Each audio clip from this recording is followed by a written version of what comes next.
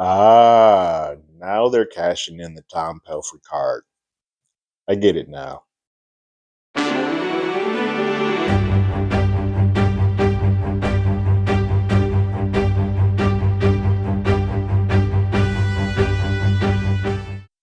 Hello, everyone. Terrence here with Hollywood Already Did It. If you haven't already, go ahead, like, share, subscribe to the channel, leave a comment, ring that bell below. Anytime we have something, you will be among the first to know. Episode 6 of Love and Death miniseries is here. It is called The Big Top.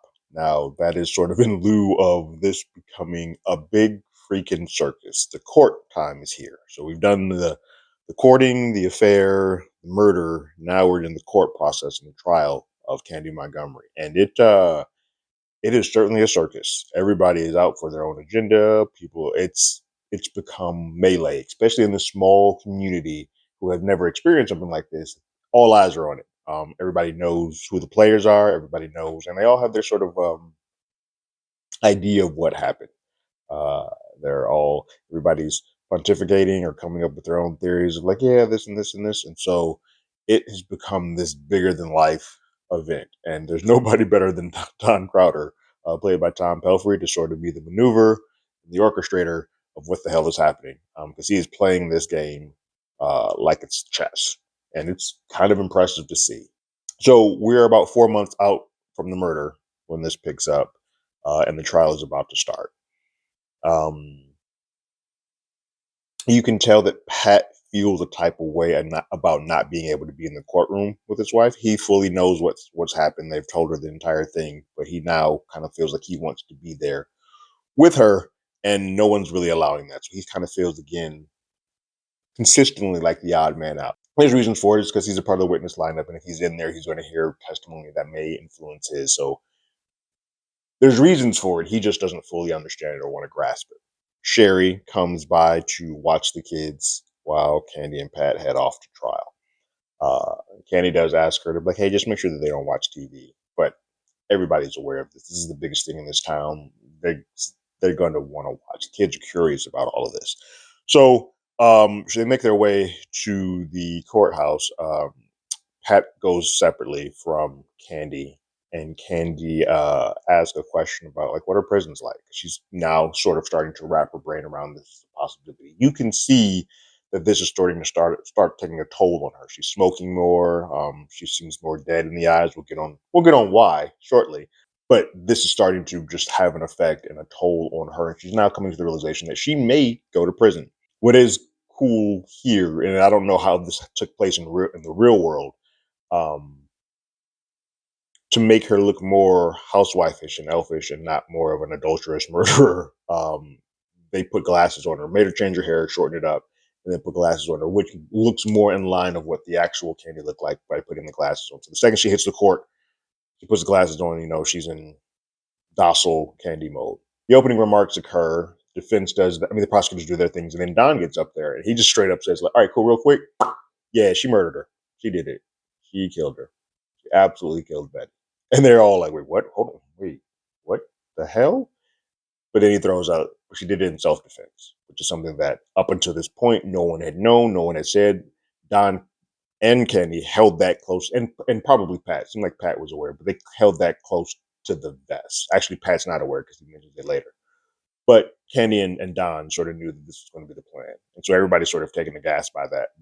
And then Don starts working the rounds. He starts going in front of the cameras and telling people, like, yeah, I know you guys are all a bit shocked and whatnot, but that's the way we're going. Buckle up. It's going to be a ride. He starts playing the camera, which is something the judge told him not to do. But his whole goal is like, hey, I'm going to put the one person that was there that day that is still alive on the stand. And so you're going to get the true testimony and the true story from her.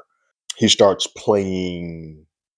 He's like a puppeteer. He goes to the pastor, the young pastor, who's like, hey, remember he talked to a couple episodes ago, and was like, hey, you don't want to be the community that has a murderer among your ranks. So he's got him in his back pocket, if you will. He tells him like, hey, I can't have you in the courtroom because you might be coming as a witness, but you can go on TV and tell him how God's got her back. That'd be greatly appreciated. So he's playing him like a fiddle. Tom Pelphrey is having a ball. Like this is when I was like, you don't get him to just have him sit in the background. Now it's starting to all come together. He talks to Pat, who Pat looks like a sad puppy because everybody's sort of looking at him because they all know that, yo, your wife banged Alan Gore and there's nothing you did about it. You're still sitting standing by him. So he's kind of just like, I feel like a cuck. I feel like a cuck. Everybody's looking at me. And Don says one of the funniest lines that I've ever seen. It's like, it doesn't matter if she's fucked 100 people. She's not doing anybody else right now from this point on. And Pat's kind of taken aback by that for a bit, but I get what Don's saying. It's like, yeah, all that's in the past. Right now is what we're all worried about. You are the person that everybody's getting their cues from. If you look sad and docile and all defeated, then they're gonna be like, yeah, she's not worthy of putting or getting off. She's gonna go to jail. So you need to be a little bit more up so that we can not have this sad puppy dog face on you.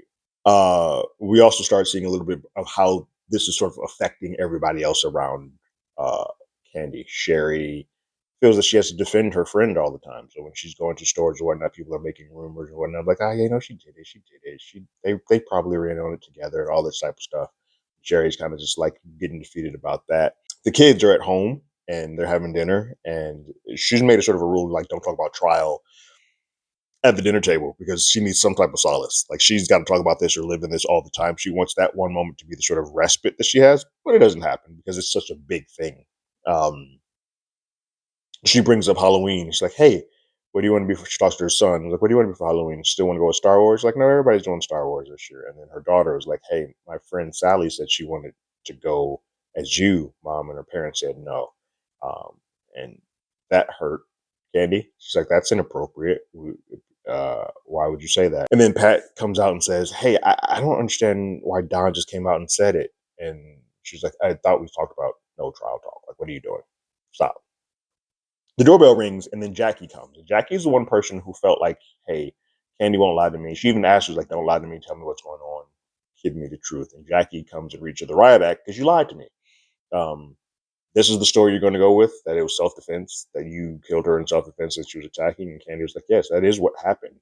And she's like, well, why didn't you come and tell me that before? And she's like, Don said. And Jackie kind of just cuts her off like, Don said, Don said, Don said. You and I were confidants. We were each other's. I thought we were closer than this. And you couldn't tell me what actually going on. It's like, I don't trust you. I don't believe you. You're a liar. And Candy kind of just like, well, it would still really look good and helpful for me if you were in my corner. And of course, she's like, that's a cold dead hell. That ain't happening. So she's lost Jackie. So she lost another person in her circle that sort of can't be around for her.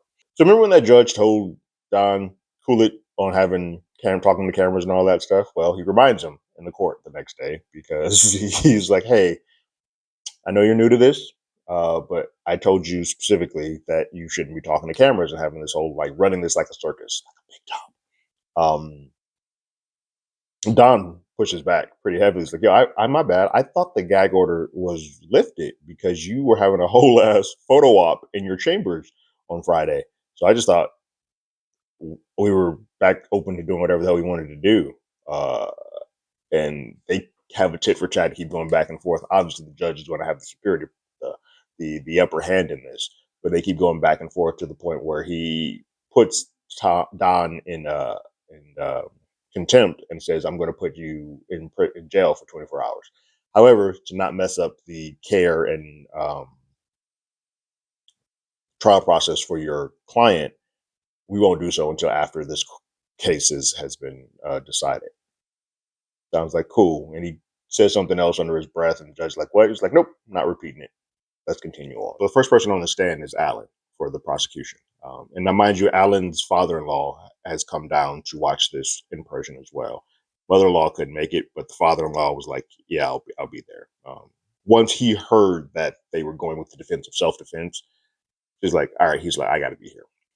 So prosecution sets it up so that like Alan informs them that he called Betty second after being notified of the death to let Candy know, and Candy didn't give off any inclination that she was sad or had committed self-defense she seemed like she was genuinely shocked. He also recalls the affair, and he says that he did not believe that Betty knew about the affair.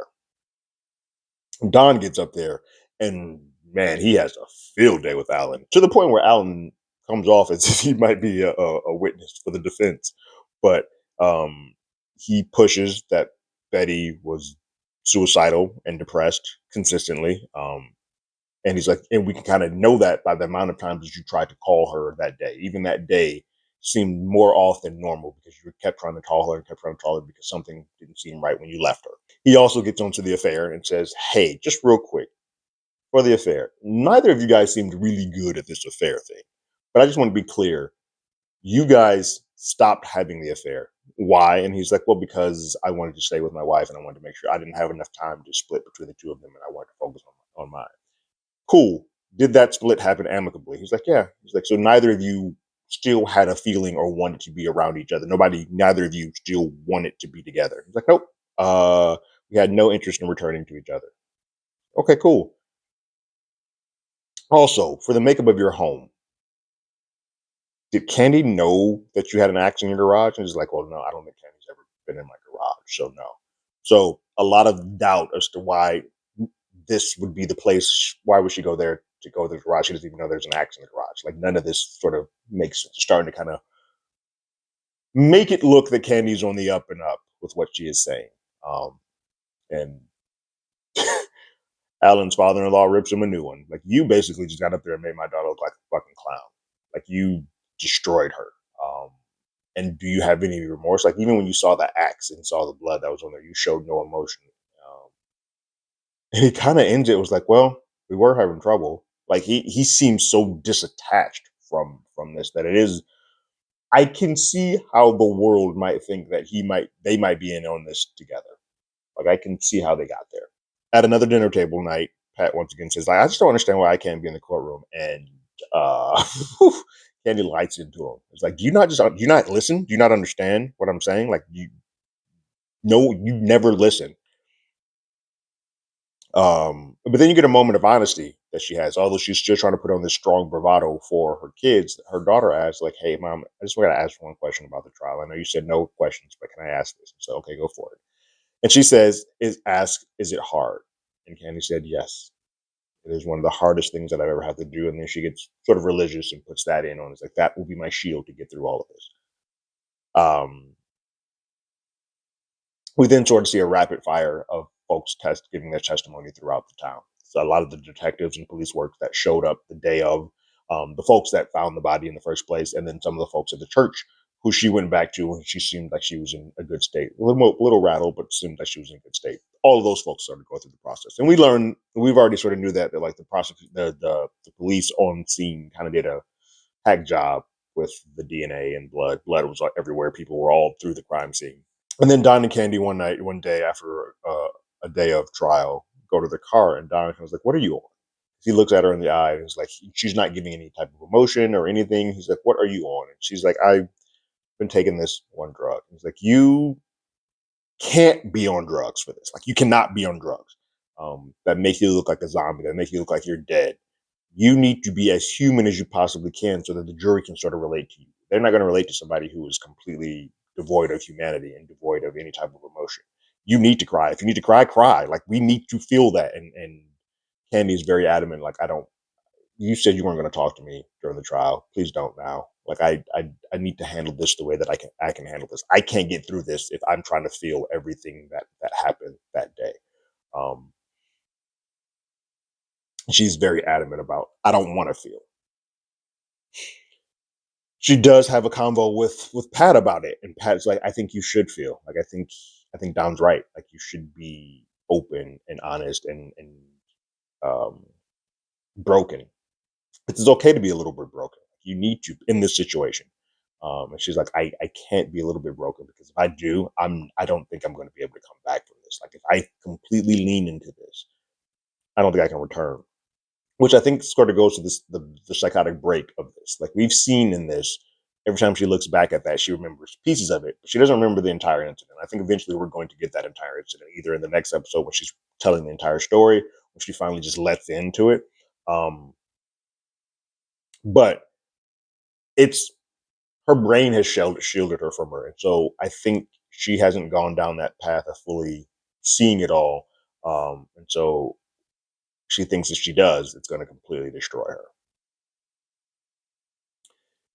She does fall for the first time. I asked, like, asked you about, like, since Don told you exactly what happened, how does that make you feel? He doesn't really like negate her. He kind of just says, "I'm just glad that it didn't go the other way. Like Betty was bigger than you. Betty was stronger than you. I'm glad that this occurred the way that it did." Um, so he's still there for her, but he is. You can tell that there's the constant keeping him at bay is having an effect on him. And while he is there and being supportive of his wife, he this just feels a mess. Like he looks like a simp. He's the cuck of this, but he's still trying to be there for his wife, but mainly probably for his kid. Don admits to the rest of his team the reason why he keeps going at the judge the way he does. He wants to plant the seeds of the judge being impartial and set the possibility of grounds for appeal. He doesn't feel like he needs it right now. He feels like right now, whatever Allen gave him and whatever the prosecution gave him with all the police work, they feel like they're on the up. But just in case, they have that in the back pocket in case they need to. So it's Don kind of thinking like he's not being a complete idiot. What it sort of appears that like, oh, you're in over your head messing with the judge like this. There's a game plan for it. Don crosses another prosecutor witness and kind of just lays in. Is like, hey, real quick. She went to Betty's house in broad daylight in her own car, got an axe, which doesn't seem like the weapon of choice when you're going to murder someone, and then committed to chop her up 42 times, and then just left through the front door. Do you get the feeling that that is somebody who attempted to murder someone and then get away with it? And they're like, no, that doesn't truly make sense. So he's setting up grounds that like this wasn't premeditated. She didn't go in there to have an argument. Like she went in there to probably do her normal work, which we're going to learn with the Candy stuff to get the swimsuit. And then all hell broke loose. So that was just him establishing like this doesn't make sense for somebody to go to a house in broad daylight in their own car to do this. They would be a little bit more sneaky, a little bit more tactile in how they do this. While talking with the rest of his team, Don is like, yeah, this self defense part is going to seem preposterous because the pathologist is going to come at us with guns blazing because there are 42 chops to this woman, like 42 of them. And we're going to have to figure out how to sort of negate that and get out of that. Candy is like, yeah, prosecution, that guy seems nice. Like she is still high as a kite. And that's when Don lays into her, like, look, you need to get your head clear because we're a day away from prosecution resting. You could be up next on trial. And if you go in jail, if you go up there looking like the way you do, looking like a zombie, you are going to jail. Doesn't register with her. She is still completely comatose the next day in that courtroom. Next day in the courtroom, the pathologist is up there, and he is probably been the most damaging witness to Candy's defense so far, because the pathologist says that there were about 40 swings on Betty while she was still alive. It was like the final one or two blows that kind of put it into her. So she felt every bit of this. She was in pain the entire time. That she's like, he lets on that like her face was half completely chopped off. Like it was just flesh at that point. It was a really damning and brutal way to put everything out there for. And unfortunately, Candy is sitting there just dazed. She's seeing things in a sort of a haze, and she's not really hearing anything. She's kind of just off in la la land. Don only gets the pathologist to refute that, hey, by all of what you're saying, while that may be accurate, nothing you're saying shows that there was a struggle on both sides. There's a struggle there, but it doesn't show that she did not initiate the struggle. She's like, no, it does not refute that Betty could have started this. It does not. It's okay, cool. And he rests. Then the prosecution is like, cool, we're out of witnesses. We rest. And at that point, the judge is like, well, defense, you're up to call your first witness. And Don looks down there at Candy, and she is not there with them. Physically, she's there. Mentally, she is somewhere else. And they're kind of like, you know what? It's getting late in the day. How about we reconvene in the morning? The judge's like, it's not late in the day. Call your witness. And Don's like, may I approach? And when he approaches, he tells him like, look, so that she wouldn't feel anything or so that she kind of get through this. There's been a lot of emotional toll on her. Candy has taken some drugs, and I don't think she's going to be prepped to get on the stand today. The judge is like, You got 10 minutes to get her on stand. TikTok. And then the episode ends with a shot of her face and her eyes. She's just dead. She is completely gone. I love this episode. I love courtroom stuff. I love hearing the prosecution. I love seeing Alan get up there and kind of just not do Betty any favors. And then sort of seeing laissez-faire about the fact that he kind of just did them in. I gotta look this case up, but I'm now starting to wonder, like, if a lot of people thought that they might have been in on this together, because I feel like the way that he came off, it makes it feel that way. And also, I'm now curious, like, how did she? I'm looking forward to how she does on trial, because she is completely gone, completely devoid. I don't know if she gets called twice. I don't know if they bring the psychiatrist in on this, but something has to give, or maybe they don't call Candy first. Like, that might be the one thing that I can say, is that maybe they save Candy, and try to get her fixed. Like, all right, let's go. Where's Pat? Let's get somebody else up here, because putting her up there now would just be a disservice to her. And I sort of know the result of this, so there's no way that she can be getting up with her on there. But this was a really good episode, and this was the episode that used Tom Pelphrey the most. Like, he is in his element. He's being the ringleader, the master. He's sort of playing this game, that schmarmy lawyer, but is doing it for the benefit of his client, and his friend. He's like, look, you're going to hate me in this. That's the way this has got to go, but I'm trying to get you off. And because the town is so small and tight knit, and everybody knows everybody, Candy is sort of starting feeling at her wits end. She was angry in the last episode because Betty is the reason why she's going through this, even though the affair sort of was the seed. Now she's just dead, devoid of feelings, devoid of care, heart.